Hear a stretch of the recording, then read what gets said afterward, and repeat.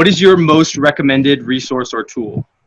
Okay, well, if we're talking about entrepreneurs, people thinking of starting a business or starting a business, the two tools I recommend, so already kind of breaking the rules here. Designing Your Life. This is a book, comes out of two Stanford design professors. I think will really help you understand what the pros and cons are of what you're doing now and what you might want to do in the future.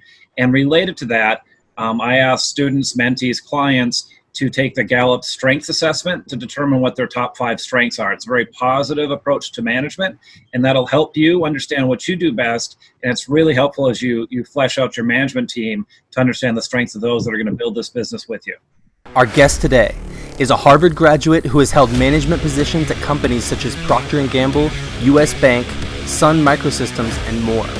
Now, he is a tenured professor at Cal State University, Dominguez Hills, where he teaches human resource management and management theory courses. His passion for pushing his students so that they thrive in their pursuits is what truly sets him apart from the crowd.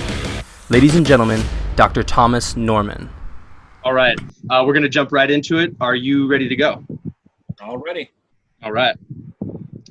For entrepreneurs who want to take their game to the next level, what book would you tell them to read? And I'm going to the next level. I've got a little harder reading assignment. It's also a newer book, a few years old, Disciplined Entrepreneurship by Bill Aulet, A-U-L-E-T. He's out of MIT. That'll take you through a 23-step process on what it really takes to bring your business to scale, to ensure you have customers who are actually paying revenue. It takes you through different tests. And the neat thing is, as you get to certain steps, if you haven't met that benchmark, then you just go back to step 1 because you need to go back to step 1. A real barrier for folks who are talented at something they're doing, is to give it away for free, not to get revenue. Well, if you can't make money off it, you're never going to stay in business. So let's examine your value proposition, your target market. So disciplined entrepreneurship.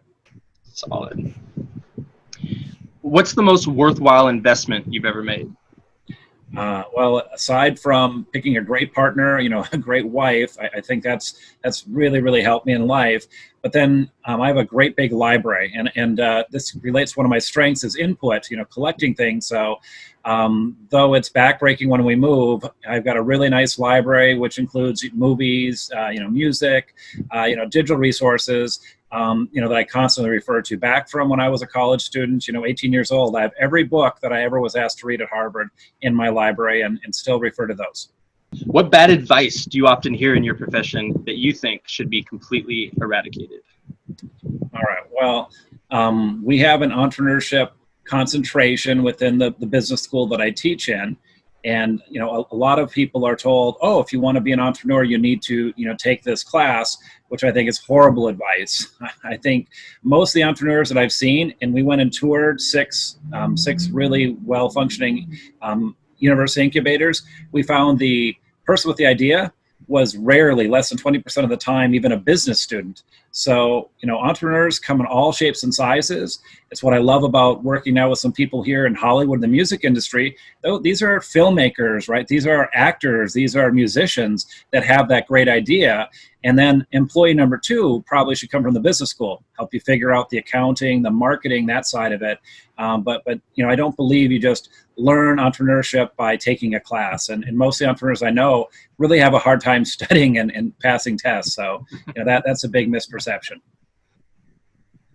Professor Norman, can you tell us about a goal that you have for the next year?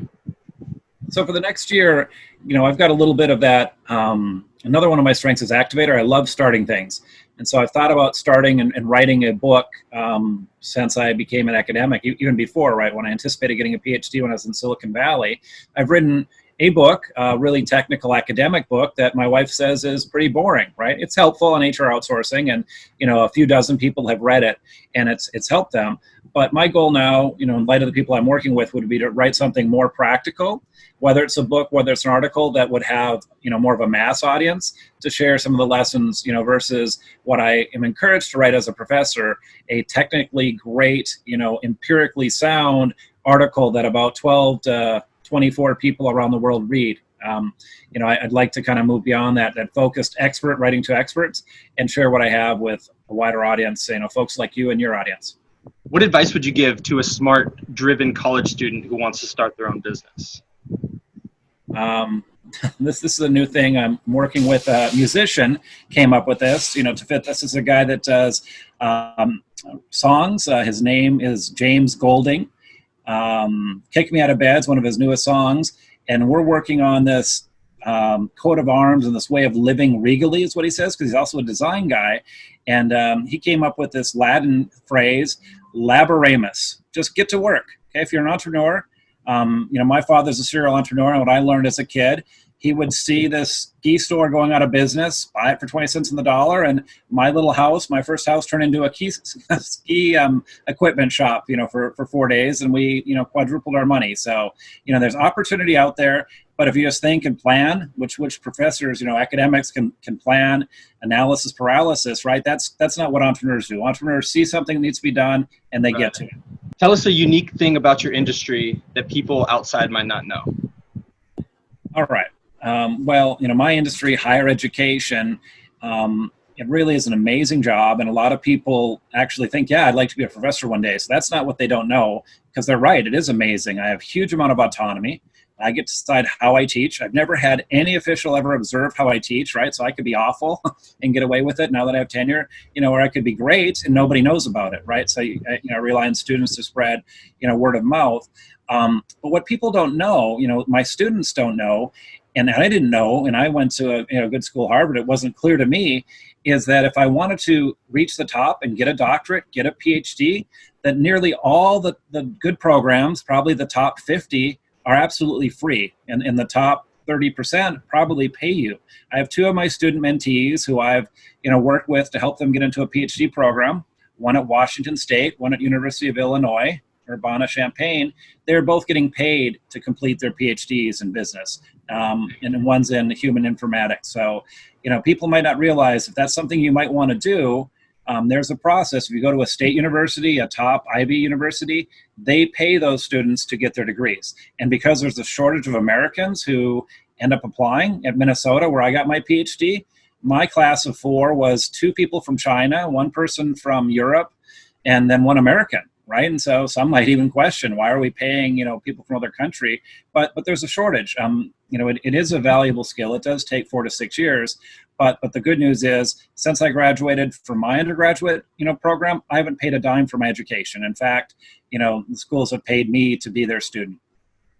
Can you tell people where they can find you online? Yes, you can find me online, LinkedIn, Thomas J. Norman, and I'm Thomas with an H, Thomas J. Norman at LinkedIn. You can also try ProfessorNorman.com. Awesome. Well, sir, we really appreciate you being here. And I very much look forward to talking to you more, because I would like to dive into more of these things. Okay, so thank you. Thank you. Good luck with this program. Good luck with the show. I'm excited. You're an entrepreneur, and I wish you the best. I hope to see this everywhere in a few years. Awesome. Thank you very much. Hey guys, I really hope this video has been helpful to you. If you'd like to read through the show notes and learn more about today's guest, then head over to networkingfx.com/rapidfire.